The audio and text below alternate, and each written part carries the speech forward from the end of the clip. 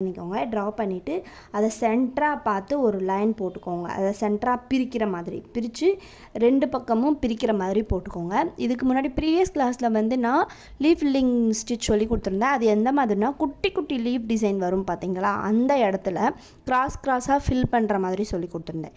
இந்த leaf filling stitch எங்கே use பண்ணணும்னா, பெரிய பெரிய லீஃப் டிசைன் வரையும் போது அதை பெருசாக இருக்கிறதுனால அதை 2ஆக பிரித்து ஃபஸ்ட்டு இந்த ஹாஃபை ஃபில் பண்ணி நெக்ஸ்ட் இந்த ஹாஃபை ஃபில் பண்ணணும். அதுக்காக தான் இந்த இது. இப்போ நான் இதுக்கு சில்க் த்ரெட் வந்து டபுள் கலராக எடுத்திருக்கேன். ஃபஸ்ட்டு வந்து இந்த லெமன் எல்லோ கலர் மாதிரி, இந்த இது ஆரஞ்சு கலர் மாதிரி. இந்த மாதிரியும் நம்ம சில்க் த்ரெட்டை டபுளாக யூஸ் பண்ணலாம்.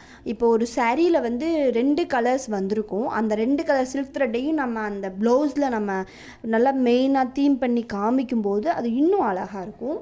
அதனால் நான் இந்த மாதிரி இதுவும் உங்களுக்கு சொல்லித்தரலாம் சொல்லிட்டு 2 கலர் சில்க் த்ரெட் எடுத்திருக்கேன். இந்த லீஃபில் இந்த டைப்புக்கு வந்து 2ஆக பிரிச்சுட்டு இதுக்கு பார்டரை ஃபஸ்ட்டு வந்து நார்மல் செயின் ஸ்டிச் கொடுக்கணும். இது எதுக்காகன்னு உங்களுக்கு நான் அந்த ஸ்டிச்சஸ் போடும்போது சொல்கிறேன். ஸோ இந்த இடத்துலேருந்து நான் ஸ்டார்ட் பண்ணிக்கிறேன். ஸ்டார்ட் பண்ணிவிட்டு இதோட ஃபஸ்ட்டு இந்த மாதிரி 2ஆக பிரித்து பண்ணுற இடத்துல நம்ம பார்டர் அவுட்லைனை ஃபஸ்ட்டு கொடுத்துடணும். நார்மல் செயின் ஸ்டிச் வச்சு நான் பேக்லாக் கொடுத்துட்டு நார்மலாக செயின் ஸ்டிச், ரொம்பையும் குட்டியாகவும் இல்லாமல் ரொம்பையும் பெருசாகவும் இல்லாமல் மீடியம் சைஸில் நான் நார்மல் செயின் ஸ்டிச் கொடுத்து ஃபில் பண்ணுறேன் பார்டரை ஃபஸ்ட்டு.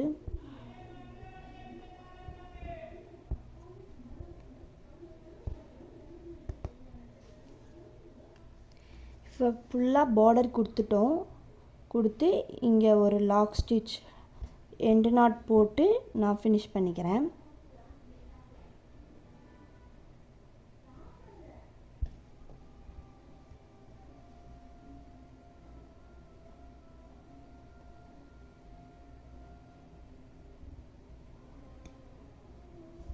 எண்ட் நாட் கொடுத்து ஃபினிஷ் பண்ணிட்டேன். இப்போது நம்ம இங்கே எண்ட் நாட் போட்டு ஃபினிஷ் பண்ணிட்டோம் பார்த்தீங்களா, இந்த பாயிண்ட் இருக்குது பார்த்தீங்கன்னா கார்னர், அந்த கார்னர்லேருந்து மறுபடியும் ஸ்டார்ட் பண்ணுறோம். அங்கே நூலை வந்து நம்ம கட் பண்ண தேவையில்லை. அப்படியே எண்ட் நாட் போட்டு அதே இடத்துல ஸ்டார்ட் பண்ணுறதுனால நம்ம கட் பண்ணி இன்னொரு நாட் போட்டு ஸ்டார்ட் பண்ணணும்னு இல்லை. இப்போ இந்த கார்னர்லேருந்து ஸ்டார்ட் பண்ணி அதோட வெளியே அந்த ஸ்டிச்சுக்கு வெளியே போய் பேக்கில் லாக் ஸ்டிச் போட்டு இப்போது இந்த அளவுக்கு டிஸ்டன்ஸில், நீங்களாம் ஒரு மீடியம் டிஸ்டன்ஸ் எடுத்துக்கோங்க, இந்த அளவுக்கு டிஸ்டன்ஸில் ஒரு செயின் ஸ்டிச் போட்டுட்டு ஒரு குட்டி லாக் ஸ்டிச். இந்த லாக் ஸ்டிச் எதுக்கு போடுறோம்னா அதோட பிளேஸை வந்து அது அப்படியே நிற்கிறதுக்காக. லாக் ஸ்டிச் போடாமல் போனோம்னா எப்படியும் அந்த ஃபஸ்ட்டு போட்ட நார்மல் செயின் ஸ்டிச் வந்து தூக்கிட்டு அந்த மாதிரி இருக்கும். ஸோ அந்த பிளேஸில் அது நல்லா பர்ஃபெக்டாக உட்காரணும். அதுக்காக இப்போது மறுபடியும் அதே ஸ்டிச்சுக்கு பக்கத்தில் போய் ஆல்ரெடி போட்டிருக்கோம் பார்த்தீங்களா அந்த பார்டர் செயின் ஸ்டிச், அதுக்கு உள் பக்கமாக ஒரு செயின் ஸ்டிச்,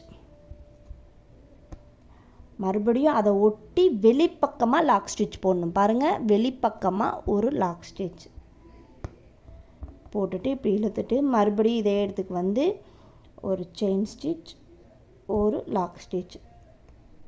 நம்ம ஃபர்ஸ்ட் இந்த 2ஆக பிரித்ததுனால இந்த சைடு ஃபில் பண்ணுங்கள், இல்லை இந்த சைடு ஃபில் பண்ணுங்கள், நம்மளோட சாய்ஸ் தான். எந்த சைடு வேணால் ஃபில் பண்ணலாம். ஆனால் ஃபஸ்ட் ஒரு ஆஃபை மட்டும் ஃபில் பண்ணிக்கலாம். மறுபடியும் அந்த இடத்துக்கு போய் அதுக்கு பக்கத்தில் ஒரு செயின் ஸ்டிச், அந்த ஃபஸ்ட்டு போட்ட அந்த பார்டர் ஸ்டிச்சுக்கு வெளியே ஒரு லாக் ஸ்டிச்.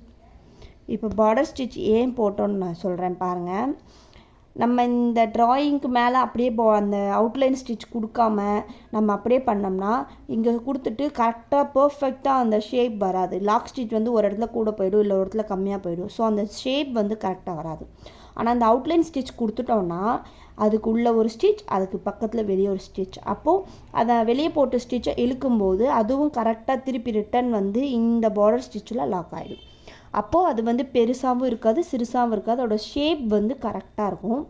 அதுக்காக தான் அவுட்லைனில் அந்த ஸ்டிச் கொடுத்துட்டு பண்ணணும்னு சொல்கிறோம். இப்போ ஃபர்ஸ்ட் ஒரு ஆஃபை மட்டும் ஃபில் பண்ணிக்கலாம். ஃபில் பண்ணி நெக்ஸ்ட் ஒரு ஆஃபை ஃபில் பண்ணலாம். ஒரு நார்மல் செயின் ஸ்டிச் மாதிரி அந்த அவுட்லைன் ஸ்டிச்சை ஒட்டியே அந்த வெளியே போகிற லாக் ஸ்டிச்சை போடுங்க. இப்படி இந்த ஒரு பக்கமே ஃபஸ்ட்டு ஃபில் பண்ணுங்கள். நான் 2 கலர் த்ரெட் எடுத்திருக்கேன். அது பார்க்கும்போது கொஞ்சம் யூனிக்காக இருக்குது. 2 த்ரெட்டு யூஸ் பண்ணுறலாம். எந்த கலருன்னு இல்லாமல் டபுள் கலர் ஷைனிங் மாதிரி தெரியுது. இந்த மாதிரியும் நம்ம ப்ளவுஸில் வந்து பண்ணும்போது யூஸ் பண்ணலாம்.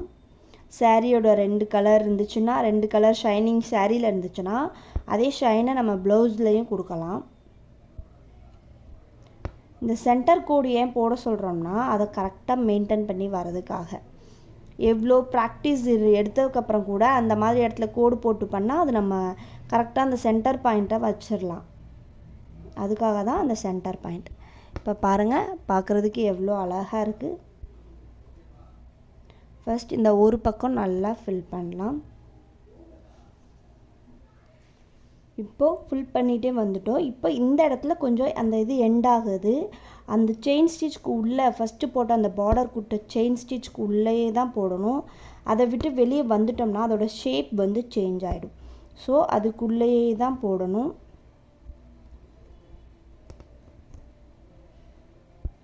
அதுக்குள்ளேயே போடுங்க.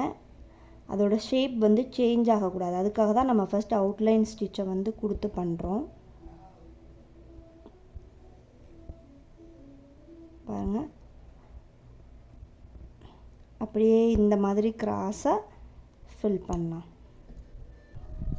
இப்போது இந்த ஆஃப் சைடு ஃபில் பண்ணி முடிச்சாச்சு. இங்கே வந்து எண்டு நாட் போட்டு அதை நான் கட் பண்ணி எடுத்துட்டேன்.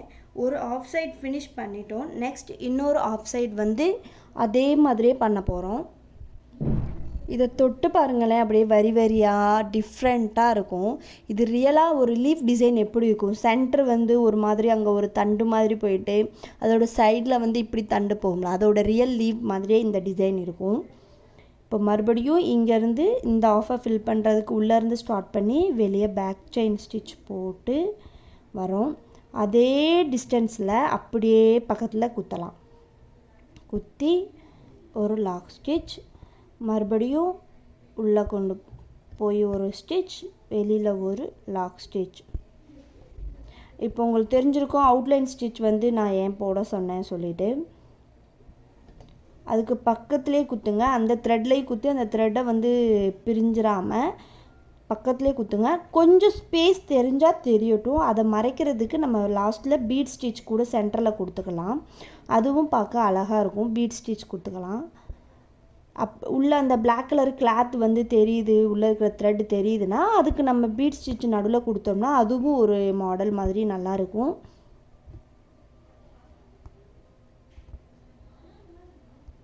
இந்த மாதிரி ஆஃப் சைடு பிரித்து பண்ணும்போது இது வரி வரியாக 2 பக்கமும் வரி வரியாக இருக்கிற மாதிரி நல்லாயிருக்கும். அந்த ஷேப் மாறாமல் கரெக்டாக போடுறதுக்காக தான் நான் அவுட்லைன் ஸ்டிச் வந்து ஃபஸ்ட்டு கொடுக்க சொன்னேன். அது தெரியாத மாதிரியும் ஃபில் பண்ணலாம். அப்படியே தெரிஞ்சாத மாதிரி ஃபில் பண்ணாலும் விட்டுறலாம். இல்லை தெரியுது அந்த மாதிரினாலும் அதை நம்ம தான் சரி பண்ணணும். இப்படியே இந்த ஆஃபையும் ஃபில் பண்ணுங்கள் நல்லா. இப்போது இதுக்கு எண்டு வந்துட்டோம். இந்த இடத்துலையும் அதை விட்டு வெளியவும் போகாமல் கரெக்டாக பண்ணணும். நம்ம கையில் தான் இருக்குது எப்படி மேனேஜ் பண்ணுறதுன்றது நமக்கு தெரிஞ்சு வச்சுருக்கணும். எந்த ஒரு தப்பு பண்ணும்போது நினச்சி ஃபீல் பண்ணாதீங்க. அதை மேனேஜ் பண்ணுறதுக்காக தான் அந்த தப்பு நடக்குதுன்னு நினச்சி பாசிட்டிவாக நினச்சிக்கோங்க. என்னோடய வீடியோஸ் பிடிச்சிருந்தா என்னோடய வீடியோக்கு லைக் பண்ணுங்கள். ஏதாவது டவுட் இருந்தால் கமெண்ட் பாக்ஸில் கமெண்ட் பண்ணுங்கள், நான் உங்களுக்கு கிளாரிஃபிகேஷன் பண்ணுறேன். ஸோ நான் இங்கே பீட்ஸை வந்து கொடுத்து ஸ்டிச் பண்ணிடுறேன். 2 mm பீடு நான் எடுத்திருக்கேன். நார்மல் சூயிங் த்ரெட் தான், கிளாத்தோட கலரில் நான் எடுத்திருக்கேன்.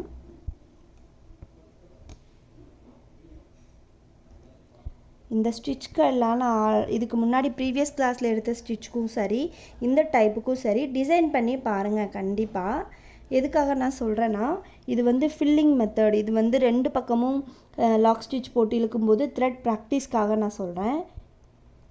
2 இதுவுமே நல்லா டிசைன் பண்ணி பாருங்கள். நான் என்னோடய ப்ராஜெக்ட் டிசைனை வந்து ஃபைனலாக காமிக்கிறேன், உங்களுக்கு ஒரு ஐடியா வரும். அதுக்காக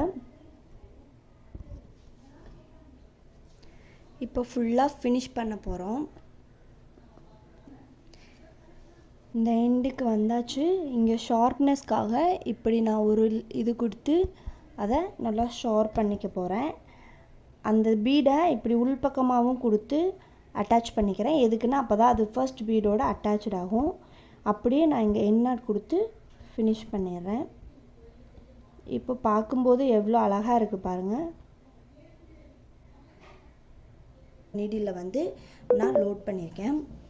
அங்கேருந்து த்ரெட் எடுத்து எங்கே ஸ்பேஸ் தெரியுது, இங்கேருந்து தெரியுது. ஸோ இங்கேருந்து குத்தி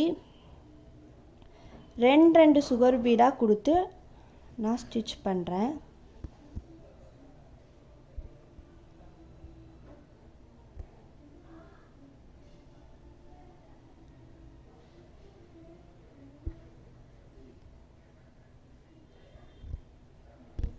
அந்த ஸ்பேஸும் தெரியாமல் பார்க்குறதுக்கு அதுவும் ஒரு ரியல் லீவ் டிசைன் மாதிரியே ஃபில் பண்ணுற மாதிரி இருக்கும். அதுக்காக நான் சுகர் பீட்ஸ் வந்து குட்டி குட்டி சைஸாக இருக்கனால நீடில் சேஞ்ச் பண்ணி கொடுக்குறேன்.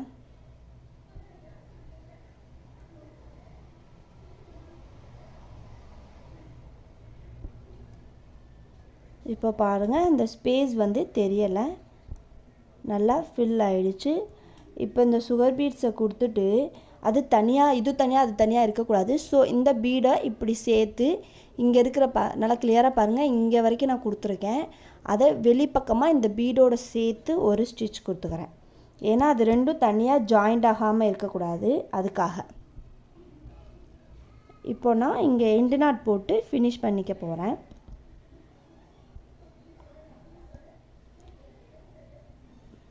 தனித்தனியாக எதுவுமே தெரியக்கூடாது. ஸோ எல்லாத்தையுமே ஜாயின் பண்ணி நல்லா மெர்ஜ் பண்ணிக்கோங்க. இப்போ பாருங்கள், பார்க்குறதுக்கே இந்த லீவ் டிசைன் எவ்வளோ ஒரு அழகாக எலகண்ட்டாக இருக்குது.